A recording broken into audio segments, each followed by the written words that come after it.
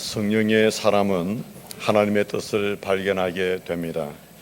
그리고 하나님의 계획을 성취함으로 하나님께 영광을 돌려드리는 삶을 살게 되는 것을 지난주에 말씀을 드렸습니다. 각 시대마다 능력의 하나님이 우리와 함께 하신다는 그 진리를 밝히는 것이 성령의 사역입니다. 우리가 잘 아는 사도행전 2장에는 요엘 선지자가 전하여 준 말을 인용해서 말씀하고 있는 내용이 기록이 되어져 있습니다. 구약의 예언이 예수 그리스도를 통해서 성취되어졌습니다. 예수님은 세상을 떠나시면서 성령을 보내주시고 그 성령의 능력으로 살 수 있게 해 주신 것입니다. 부활하신 예수님께서 승천하시기 전에 성령의 능력을 힘입어서 사명 감당할 것을 말씀을 하셨습니다. 오순절 성령의 사건은 갑자기 일어난 사건이 아니고 예수님의 이 말씀이 성취되어진 사건입니다. 예수님의 제자들은 예수님의 부활하심부터 그리고 성령 강림하시기까지 사명의 성취를 위해서 능력을 그들이 받게 되어집니다. 사도행전 2장 31절에서 33절 말씀에 보면 미리 본고로 그리스도의 부활을 말하되 그가 음부의 불임이 되지 않고 그의 육신이 썩음을 당하지 아니하리라 하더니 이 예수를 하나님이 살리신지라 우리가 다 이 일의 증인이로다. 하나님이 오른손으로 예수를 높이시매 그가 약속하신 성령을 아버지께 받아서 너희가 보고 듣는 이것을 부어 주셨느니라. 아멘. 여러분, 성령의 사람은 삶의 관점이 새롭게 바뀌어지게 되는데 자기 중심에서 하나님 중심의 사람으로 바뀌어집니다. 여러분, 성령의 사람은 옛 사람에서 이제는 새 사람으로 바뀌어집니다. 자기 자랑을 하던 사람이 이제는 예수 자랑, 하나님 자랑하는 것으로 바뀌어지게 됩니다. 성령의 사람은 자기 유익을 위해서 살아가던 그 삶이 이제는 하나님의 유익과 그의 영광을 위해서 살아가게 되어지는 것입니다.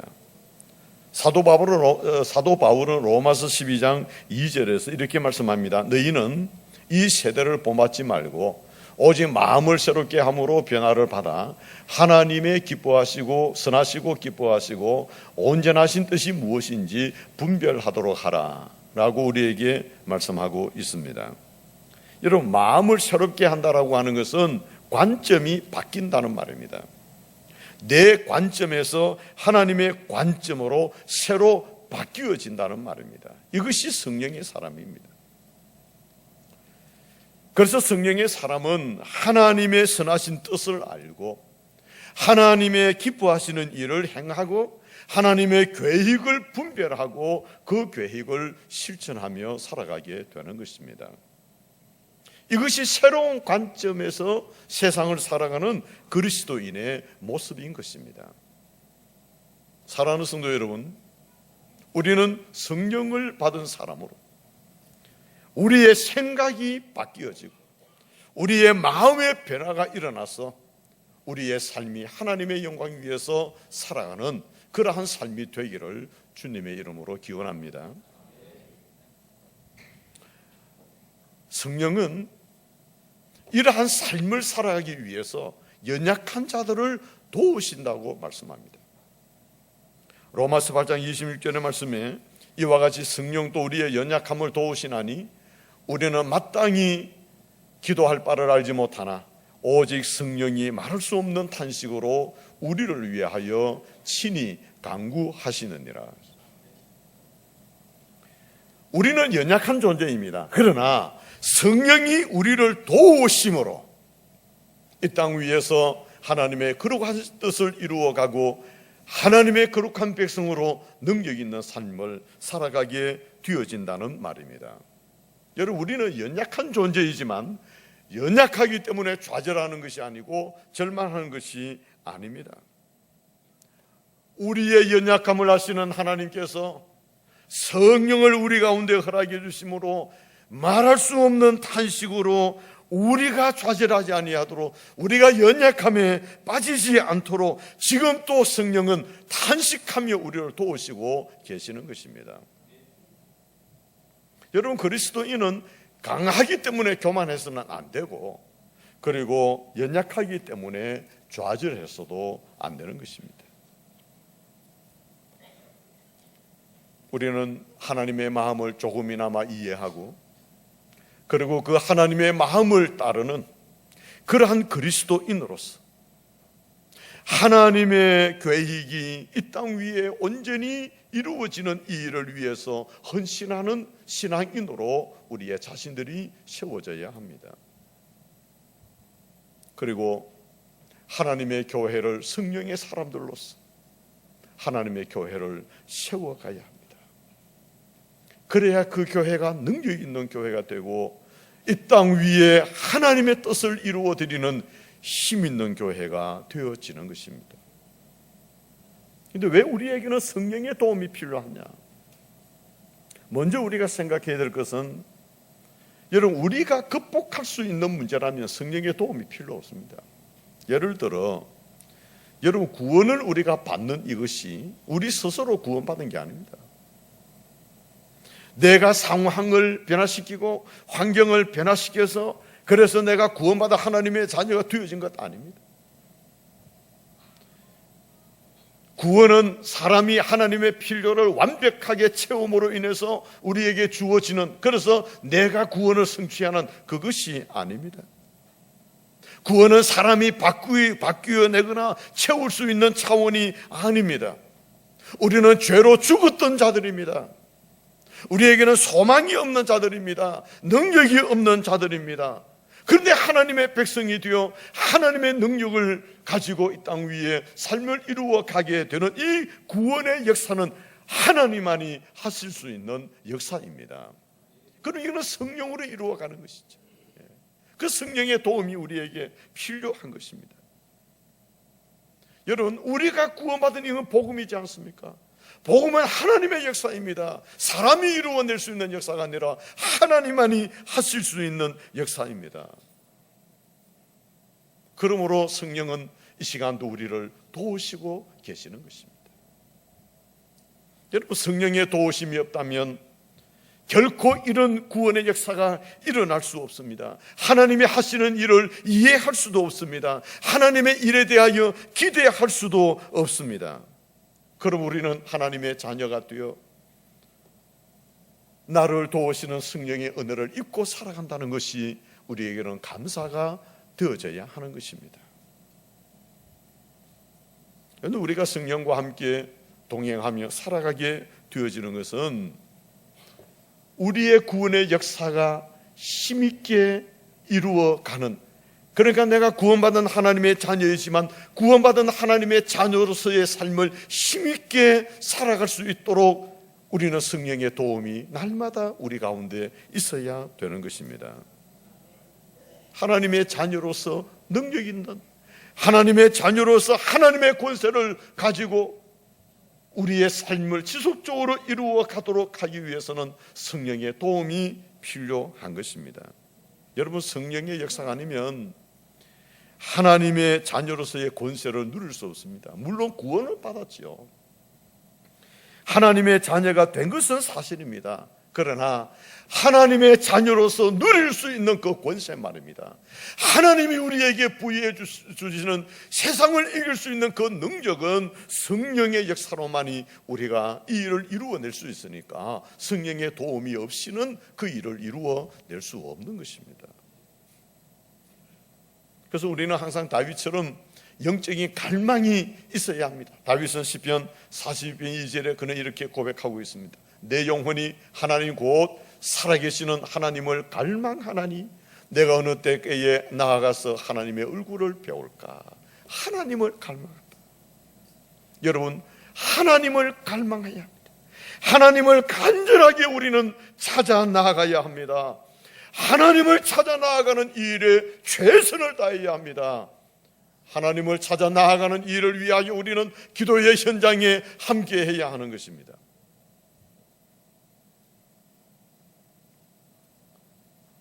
그래서 성령은 우리로 하여금 하나님을 찾아 나아가는 자들에게 성령으로 하여금 올바른 인격적 삶을 살아갈 수 있는 신앙인들로 다듬어 주시는 것입니다. 여러분, 성령에 대한 오해가 많아요. 특별히 우리 한국 교회는 성령에 대한 오해가 많습니다.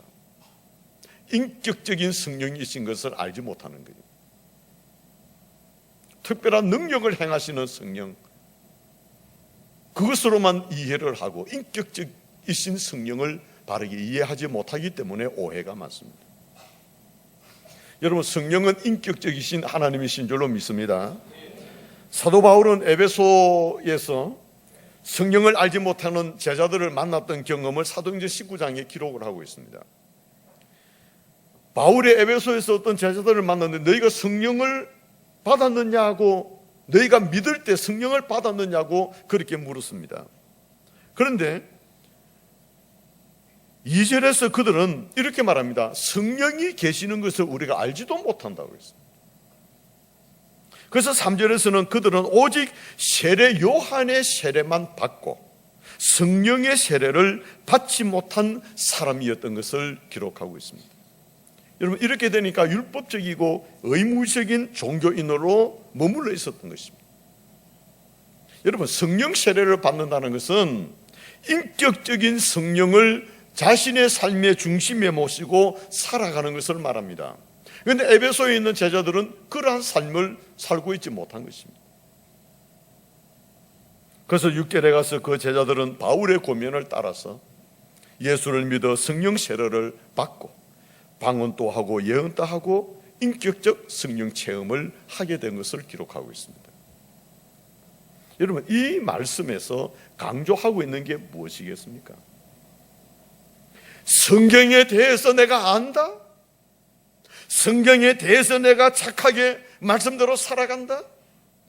제자라고 하는 이름을 나는 가지고, 성도라고 하는 이름을 가지고 나는 살아가고 있다? 그러나 여러분, 진정으로 성령을 모르게 되어지면 진정한 그리스도인이 될 수는 없는 것입니다. 알고 있으면 못합니까? 진정한 그리스도인은 성령의 사람이 되어질 때 진정한 그리스도인이 되어진다는 말입니다.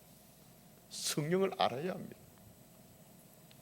성령에 대한 오해를 바르게 여러분 이해하셔야 됩니다.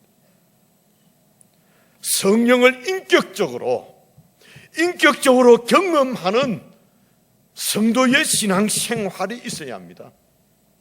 인격적 삶 말입니다. 그리스도인의 인격적 삶 말입니다. 지금 우리가 가지고 있는 인격이 아니라 성령이 우리에게 함께 하시는 하나님의 성품을 가진 인격 말입니다.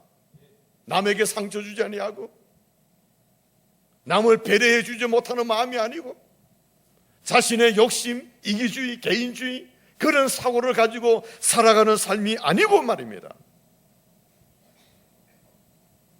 이해하고 관용하고 배려해 주고 유익을 주고 덕을 끼쳐주고 하나님의 영광을 오직 위하여 살아가는 내 자신이 손해를 입는다 해도 그것 불구하고 하나님의 영광을 위해서라면 모든 것 다 배려해 줄 수 있는 그 인격 말입니다.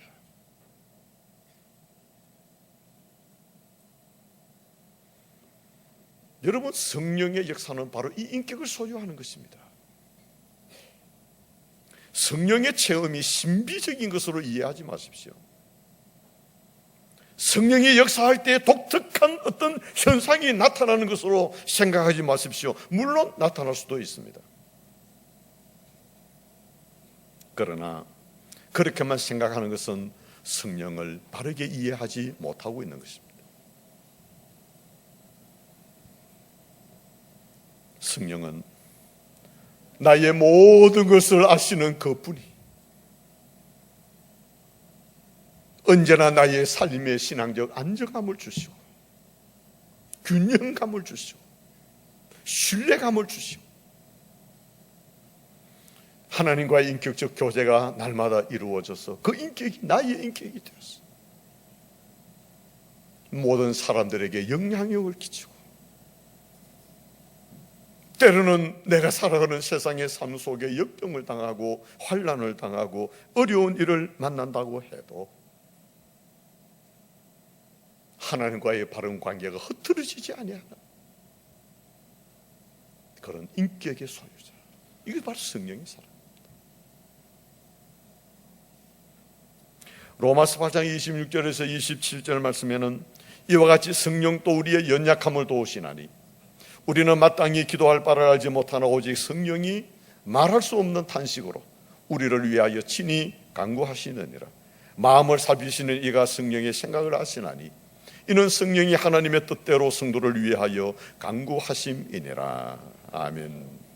그럼 우리의 연약함을 아신다 이랬죠. 네. 우리가 연약합니다.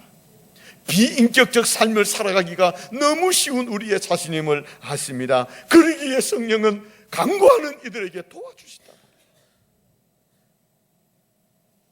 기도하며 성령의 도움을 구하는 이들에게 성령은 도와주신다는 말입니다. 사랑하는 하나님의 자녀가 위급한 일을 만날 때, 어려운 일을 만날 때 말할 수 없는 탄식으로 성령은 우리를 위하여 기도해 주신단 말입니다. 그래서 하나님의 자녀들이 하나님의 뜻을 이루어 살아갈 수 있는 삶을 살도록 성령은 우리를 도와주시는 것입니다.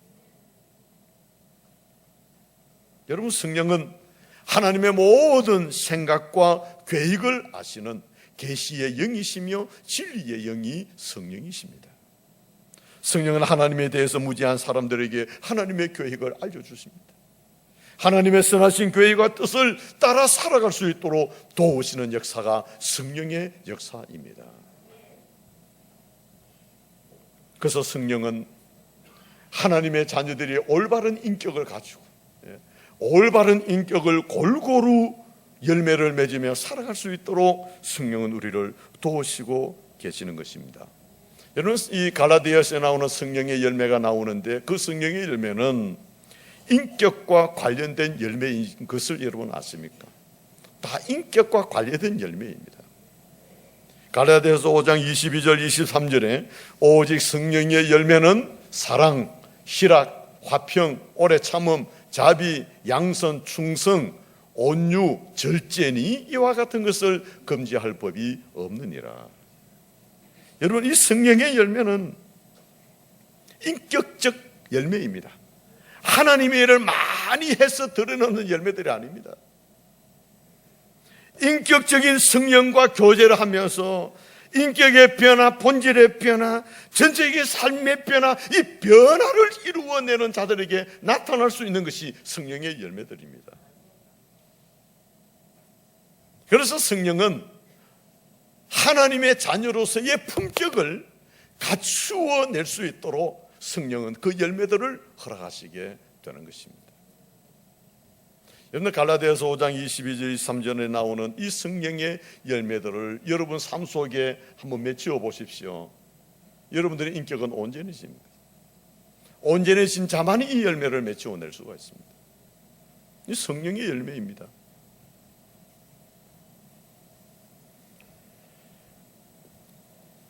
뿐만 아니고 성령은 우리의 구원을 완성시켜 주시는 분이십니다.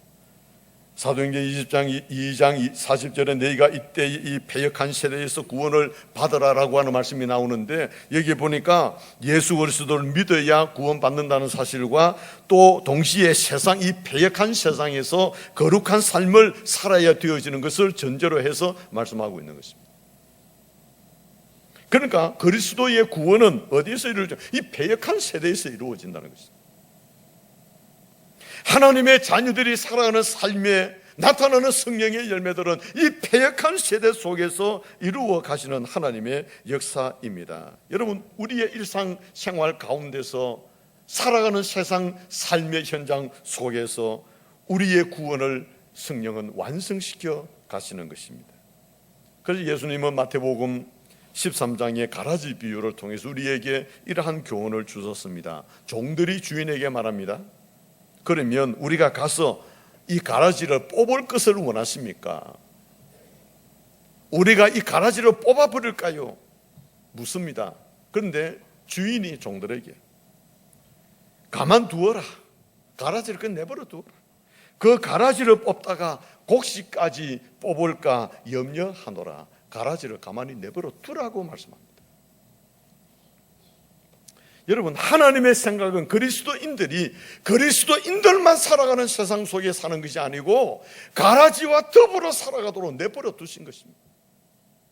그 속에서 구원받고 그 속에서 하나님의 자녀로서 성령 받은 자로 온전한 인격을 가지고 삶을 이루어 가도록 하나님은 우리에게 원하고 계시는 것입니다. 여러분, 거룩한 삶은 교회에서 이루어지는 게 아니고 거룩한 삶은 가라지가 있는 세상에서 이루어 가야 될 삶입니다.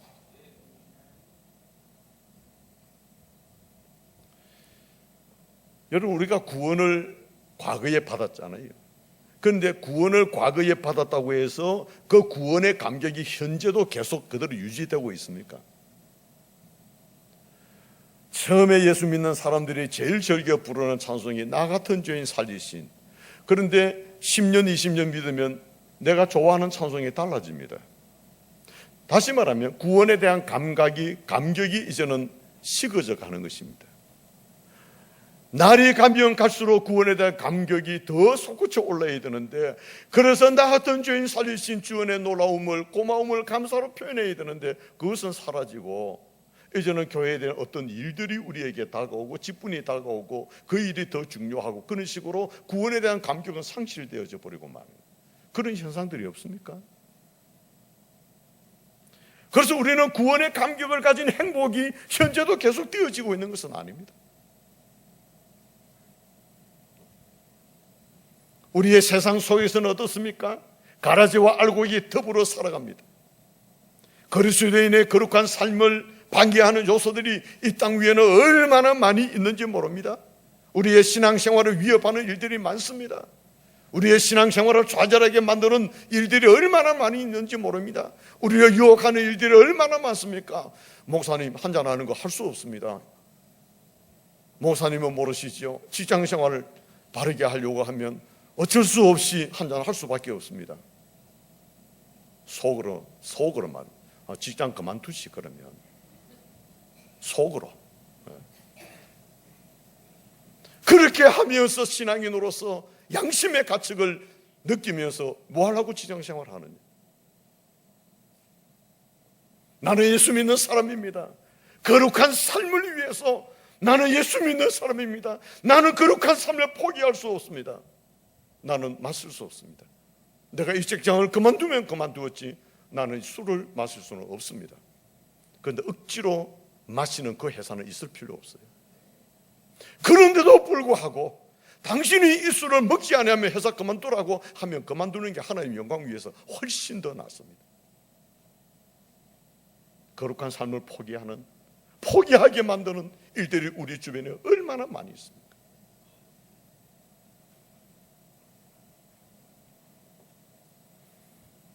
그런데 하나님은 성령을 우리에게 주신 것입니다. 성령을 우리에게 주신 것입니다. 그 성령을 의지하며 살아갈 때, 성령과 동행하며 살아갈 때 그 거룩한 삶이 포기되지 아니하고 거룩한 삶을 이루어갈 수 있도록 성령을 우리에게 보내어 주신 것입니다. 나는 연약합니다. 넘어질 수밖에 없습니다. 할 수밖에 없습니다. 그러나 성령이 우리에게 힘주시고 능력 주시면 능히 그 일도 거룩한 삶으로 견디어 갈 수 있게 되는 것입니다. 성령의 도우심으로 우리의 일상생활의 삶이 거룩한 삶으로 이루어 간다는 것은 축복입니다. 매 순간 일상에서 하나님이 새롭게 해주시고 변화시켜 주시고 거룩하게 해주시고 성품을 바뀌도록 하시는 이 경험들은 하나님의 자녀로서의 거룩한 삶, 성령이 우리와 함께 하시는 삶이 우리에게 주어지고 있는 것입니다. 우리는 이 일에 최선을 다했어야 됩니다. 세상 속에서 우리는 이 일을 포기하지 아니하도록, 세상 속에서 이 역사를 우리는 포기하지 아니하도록 최선을 다하셔야 됩니다. 물론 힘드시죠. 가라지 속에 알곡이 자라나는 것은 힘듭니다. 알곡이 알곡답게 열매를 맺히고 살아갈 수 있는 것은 가라지가 있는 데서는 힘이 듭니다. 그러나 여러분, 우리는 하나님을 닮아가는 거룩한 존재가 되기 위하여 몸부림쳐야 됩니다. 하나님의 자녀로서의 올바른 인격을 위해서 훈련해 가셔야 됩니다. 기도하십시오. 기도하십시오. 성령의 도우심을 위하여 기도하십시오. 새벽기도 생활하시고 심야기도에 부르짖고 한마음 기도 운동에 기도하십시오. 성령의 도움을 구하십시오. 몸부림치십시오. 성령은 여러분들을 도와주실 줄로 믿습니다. 여러분, 그리스도인은 무엇을 하느냐가 중요한 게 아닙니다. 하나님의 형상을 닮아가는 거룩한 존재가 되어지는 이 일에 최선을 다해야 합니다. 구원받은 그리스도인의 신앙생활에서 강조할 것은 하나님의 어떠한 일을 해야 되어지는 그 일보다도 하나님의 자녀로서의 인격적 품격을 갖는 이 일이 훨씬 더 중요한 것입니다. 예수님께서 마리아와 마르다의 집을 방문하셨을 때 그 가르쳐주신 교훈이 누가복음 10장에 나옵니다. 예수님께서 말씀을 전하실 때 마르다는 섬기는 일로 분주했습니다. 그리고 마리아는 예수님의 말씀을 듣는 일에 열중하고 있습니다. 그런데 예수님은 마르다가 자기가 대접하기 위해서 분주하게 일을 하는데 이 마리아가 이 말씀을 듣는 일에 집중하고 있으니까 앉아있는 이 별로 마음에 안 드는 겁니다. 그래서 예수님께 마리아가 와서 내 일을 좀 도와달라고 좀 말씀해 주십시오 라고 부탁합니다. 그때 예수님께서 하신 말씀입니다. 누가복음 10장 41절 42절에 주께서 대답하여 이르시되 마르다야 마르다야 내가 많은 일로 염려하고 근심하나 혹 한 가지만 하든지 혹 몇 가지만 하든지 혹 한 가지만이라도 족하니라. 마리아는 이 좋은 편을 택하였으니 빼앗기지 아니하리라 하시니라. 자, 여러분, 구원받은 그리스도인의 신앙생활에서 일하는 것보다도 더 중요한 것은 존재에 관한 일입니다. 그것이 좋은 것을 선택하였느니라고 하는 주님의 말씀입니다. 여러분은 어떤 일 때문에 분주하십니까? 아니면 하나님의 말씀을 따라서 변화되어지는 거룩한 삶을 살아가는 하나님의 자녀로서의 삶을 이루어가는 일에 최선을 다하십니까? 무엇 때문에 분주하십니까? 하나님의 자녀가 되어지는, 온전한 하나님의 자녀가 되어지는 거룩한 삶을 이루어가는 것보다 더 중요한 것은 없습니다. 일 잘하는 능력 있는 일꾼이 되기 이전에 하나님의 형상을 닮은 하나님의 자녀가 되는 게 훨씬 더 중요합니다. 하나님의 자녀, 이 정체감이 있어야 된단 말이에요. 하나님의 자녀다운 삶의 변화가 있어야 된단 말입니다. 그 삶에 대한 정체성을 우리는 가지고 살아가는 것이 필요한 것입니다. 사도행전 2장 40절에 너희가 이 패역한 세대에서 구원을 받으라 하고 말씀을 하셨습니다. 이것은 그리스도인이 세상과 다른 면모를 갖추어 살아갈 것을 말씀하고 있는 내용 아니겠습니까? 세상과 같아지기는 쉽습니다. 세상 사람들과 어울려서 그들과 동일한 모습을 표현해내기는 쉽습니다. 그러나 달라지기는 어렵습니다. 그리스도인은 세상에서 그들과 다른 품격을 가진 신앙인으로서 삶을 살아가야 합니다. 세상과 다른 거룩한 하나님의 자녀로서의 삶을 우리는 살아가야만 되어지는 것입니다. 이 삶이 힘들다는 말입니다. 그러니 성령의 도우심이 필요한 것입니다. 날마다 성령의 도우심이 우리에게 있어야 됩니다. 그래서 새벽제단을 쌓는 것입니다. 새벽제단을 쌓아도 힘듭니다. 그런데 안 쌓으면서 어떻게 여러분 거룩한 삶을 살아갑니까? 기적을 이루는 사람들이 있죠. 안 그러면 포기된 사람들인지. 날마다 하나님의 도움 구하고 성령의 도움을 구하고 성령을 의지해도 거룩한 삶을 살아가기 힘들어요. 아닌데입니까? 저는 힘들어요. 그러니 새벽기도 한번 빠지면 막 미안해지고, 그래도 뭐 집에서야 기도할 수 있지만 그래도 주의 전에서 기도해야 되는데 그 마음에 미안한 마음이 드는 거예요.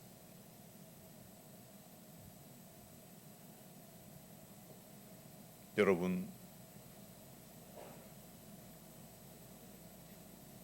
성령의 도움을 구하기 위해서는 기도밖에는 다른 무기가 없습니다. 하나님의 말씀으로 권면 받았지 않습니까? 이제는 기도로 여러분을 훈련해 가셔야 됩니다. 우리 교회는 얼마나 중요한 시기입니까? 새성전을 건축 기공 예배를 지난 토요일에 들었습니다. 그 지난주 토요일에 들었습니다.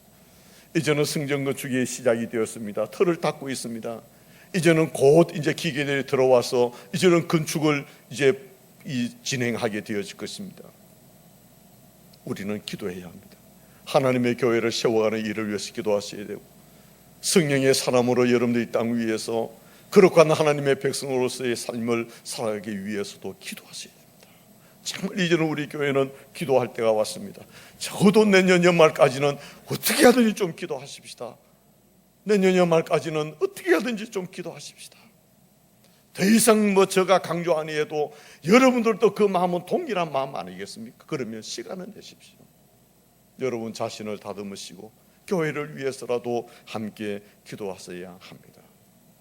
오늘의 결론의 말씀은, 제가 오늘 본문 말씀을 제가 그렇게 선택을 했습니다. 결론의 말씀으로 선택을 한 것입니다. 오늘 본문 23절 24절 말씀입니다. 오직 성령이 각 성에서 내게 증언하여 결박과 환난이 나를 기다린다 하시나 내가 달려갈 길과 주 예수께 받은 사명 곧 하나님의 은혜의 복음을 증언하는 일을 마치려 하면은 나의 생명조차 조금도 귀한 것으로 여기지 아니하노라. 사도 바울은 보라 이제 나는 성령에 매여 예루살렘으로 간다. 거기서 무슨 일을 당하는지 나는 모른다. 그저 성령에 매여 간다.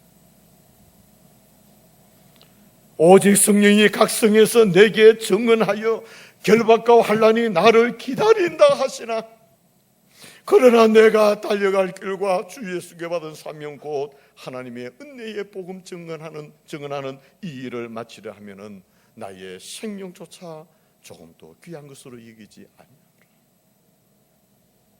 여러분, 성령의 사람 바울의 고백이 오늘 저와 여러분들의 고백이 되기를 바랍니다. 사도 바울은 이 고백대로 살았습니다. 그리고 순교의 잔을 마셨습니다. 생명조차 조금도 귀한 것으로 여기지 아니한 성령이 이끄시는 그 삶을 바울은 살다가 하나님의 부르심을 받았습니다. 저는 몇 주간 동안 성령에 대해서 말씀을 드려왔습니다. 이제는 오늘로서 정리를 하려고 합니다. 하면서 저는 사도 바울의 고백이 저와 여러분들의 고백이 되어지기를 원하는 것입니다. 성령의 사람으로 살아가십시다. 우리의 남은 생애가 얼마나 되는지 모르지만 하나님의 사람답게 좀 살아가십시다. 하나님이 원하시는 일을 위해서 사도 바울의 고백처럼 나도 나의 생명조차 조금 또 귀한 소리 여기지 아니합니다. 그 고백하고 고백대로 좀 살아갔으면 좋겠습니다. 교회를 섬기시는 일이나 내게 주어진 직분을 감당하는 일이나 이를 위해서 성령이 나와 함께 하시면 성령에 매여 내가 이 일을 감당할 때 사도 바울처럼 나의 생명을 조금 더 귀한 것으로 여기지 아니하면서 주의 몸된 교회와 그의 나라 위하여 우리의 삶을 이루어가는 성령의 사람들이 되어지는 저와 여러분들이 되시기를 주님의 이름으로